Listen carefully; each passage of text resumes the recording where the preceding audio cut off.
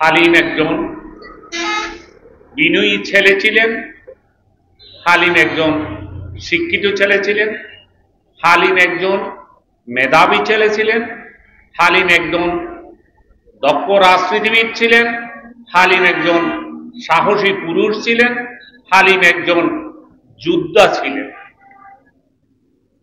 এই 17 বছরের যুদ্ধের মধ্যে এই চকরিয়া এলাকায় প্রথম শহীদ বাংলাদেশ জাতীয়তাবাদী দল তথা তার যুবদল আব্দুল হালিম।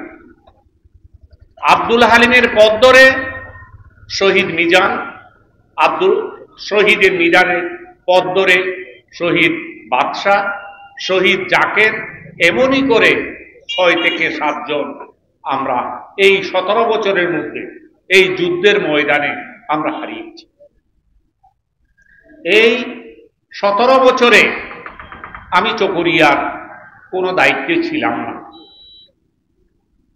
এরপরেও আমি সৌভাগ্যবান, চকরিয়ার এই 17 বছরের কোন যুদ্ধে আমি বোধহয় অনুপস্থিত ছিলাম। প্রতিটা যুদ্ধার সাথে প্রতিটি শহীদের পাশে আমি ছিলাম, আছি এবং থাকব। আমি মনে করি হালিম আমাদের প্রতিক্রিয়া। আমি আল্লাহর কাছে তাই মনোবাক্যে এই প্রার্থনা করি, অতীতেও করে এসেছি, আজকেও করি, আল্লাহ তুমি আমারে রাজপথে মৃত্যুবরণ করাও। আমি ঘরের 4 দেওয়ালের ভিতর মৃত্যুবরণ করতে চাই না। আমি ঘরের 4 দেওয়ালের ভিতর যদি মৃত্যুবরণ করতে চাই, তাহলে আমার মৃত্যুটা হবে সাধারণ মৃত্যু।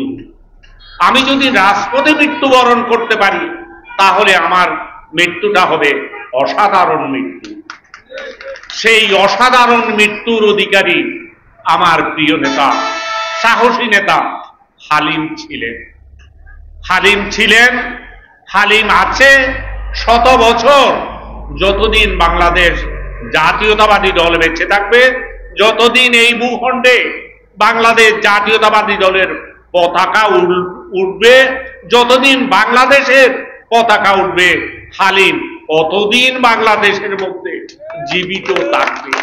হালিমের মৃত্যু নাই, সে মৃত্যুঞ্জয়ী। আমি কোন যেন একটা বইয়ে পড়েছিলাম, আরবি খোলাফায়ে রাশিদিনের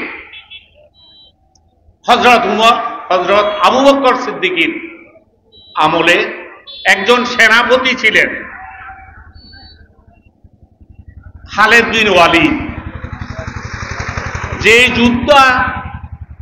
যত যুদ্ধ করেছে, কোন যুদ্ধে তিনি হারেন নাই। নেপোলিয়নের মতো যুদ্ধও কোন যুদ্ধে হেরেছে। ওই জন্য খোলাফায়ে রাশিদিনের পিরিয়ডে ওনাকে সাইফুল্লাহ নাম দেওয়া হয়েছিল। সাইফুল্লাহ মানে আরবি শব্দ আল্লাহর তরবারি। আল্লাহর তরবারি পৃথিবীর বুকে আল্লাহ বুলুণ্ঠিত হতে দিতে পারে না। ওই জন্য খালেদ বিন ওয়ালিদ যত যুদ্ধ গেছে, উনি 1000 সৈন্য নিয়ে 1 লাখের সাথে যুদ্ধ করেছে, উনি জয়ী হয়ে এসেছে, উনি পরাজিত হন নাই। সেই যোদ্ধা মৃত্যুর সময় যখন গড়ের 4 দেওয়ালের মাঝে ওনার মৃত্যু হয়, উনি পাশে ওনার কাউকেও ডেকে বলেছিলেন, এই মৃত্যু আমি চাই না, আমার মৃত্যু চেয়েছিলাম আমি যুদ্ধের ময়দানে। আল্লাহ আমার সেই আশা পূরণ করে নাই। আমি শহীদ হতে পারি নাই, আমি গাজী হতে পেরেছিলাম। এই জন্য যারা শহীদ হয়, যারা ধর্মের জন্য শহীদ হয়, যারা গণতন্ত্রের জন্য শহীদ হয়, যারা মানুষের মুক্তির জন্য শহীদ হয় তাদের মৃত্যু হয় না, তারা মৃত্যুঞ্জয়ী হয়ে থাকে। প্রিয় নেতৃবৃন্দ, সময় সংক্ষেপ। আমরা অতীতে বাংলাদেশ জাতীয়তাবাদী দল 3 বার রাষ্ট্রীয় ক্ষমতায় এসেছি। আমরা 3 বার রাষ্ট্রীয় ক্ষমতার বাইরে থেকে আমরা রাজপথে যুদ্ধ করেছি। এরশাদের সময় যুদ্ধ করেছি, হাসিনার সময় যুদ্ধ করেছি, হাসিনার সময় যুদ্ধ করেছি, হাসিনার সময় যুদ্ধ করেছি। যুদ্ধে আমরা 17 বছর পর জয়লাভ করেছি। এই 17 বছরের যুদ্ধকালীন জীবনে আমাদের অনেক ক্ষয়ক্ষতি হয়েছে, অনেক ক্ষত আমাদের বুকে পিঠে লেগে আছে। আমি এনাম আপনাদের সামনে 73 বছর বয়সে আমি বক্তব্য রাখতেছি। আমি লজ্জায় কোনো জায়গায় বলতে পারি না আমার শরীরে এখনো পর্যন্ত আওয়ামী হায়েনাদের ছুড়া 20টা মতো বুলেটের প্লেট আমার শরীরের ভিতর আছে। যখন অমাবস্যা পূর্ণিমা হয় আমার শরীর ব্যথায় টনটন করে, আমি হাঁটতে পারি না, উঠতে পারি না, বসতে পারি না। এগুলো আওয়ামী হায়েনাদের উপহার আমার শরীর। আমি বলবো আজকে আমরা রাষ্ট্রীয় ক্ষমতার কাছাকাছি, পূর্ণ রাষ্ট্রীয় ক্ষমতায় আমরা নই। আল্লাহ চাহে তো আমরা রাষ্ট্রীয় ক্ষমতায় যাব। প্রত্যেক হত্যার, প্রত্যেক আঘাতের প্রতিঘাত এবং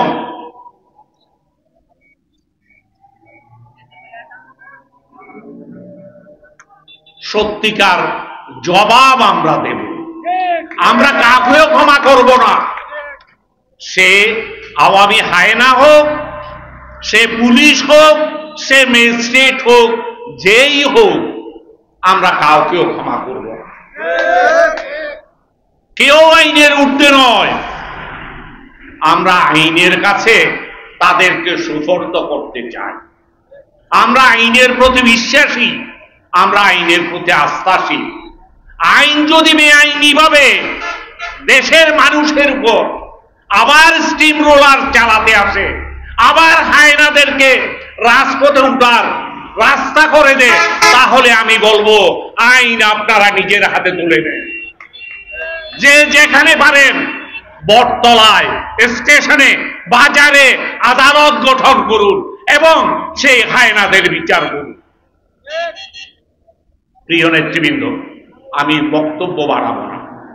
আমি বলবো শহীদ হালিমকে যদি আমরা অমর করে রাখতে চাই, তাহলে শহীদ হালিমের জন্য বড়ইতলিতে একটা শহীদ মিনার চলুন আমরা সৃষ্টি করি। কাকারায় আমরা মিজানের জন্য একটা শহীদ মিনার সৃষ্টি করি। পৌরসভায় বাদশার জন্য, পৌরসভায় জাকেরের জন্য, কইয়ার মিলে কি যেন নাম, মঞ্জুরের জন্য চলুন আমরা শহীদ মিনার নির্ণয় করি এবং আমাদের কর্মপ্রেরণায় 100 বছর ধরে আমরা তাদেরকে লালন করে যাব, এই আশা ব্যক্ত করে আপনাদের সবার সুস্বাস্থ্য এবং দীর্ঘায়ু কামনা করে